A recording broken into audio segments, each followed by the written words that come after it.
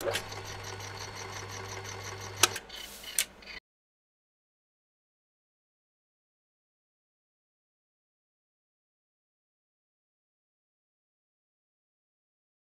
au long de ma carrière politique, on m'a fait des propositions de médias. Pour vous dire la vérité, il y a 25 ans qu'on me fait des propositions d'émissions de radio, de télévision, non pas pour être interviewée comme femme politique, mais pour être journaliste, pour être animatrice.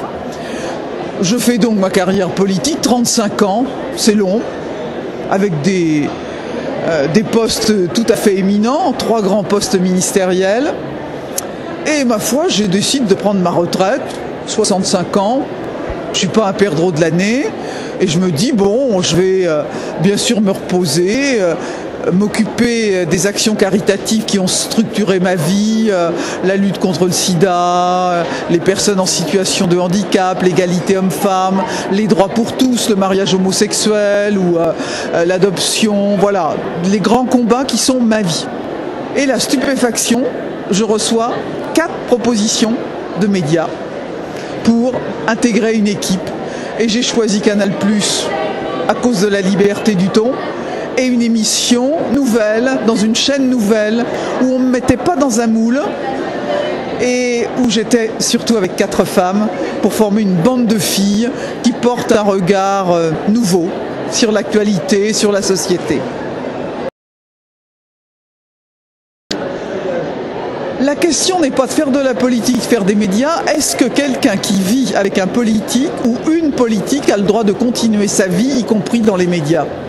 Parce que quand même, les choses évoluent. Moi, j'ai vu des femmes de préfets, des femmes d'ambassadeurs se contenter de passer les petits fours et d'organiser les réceptions.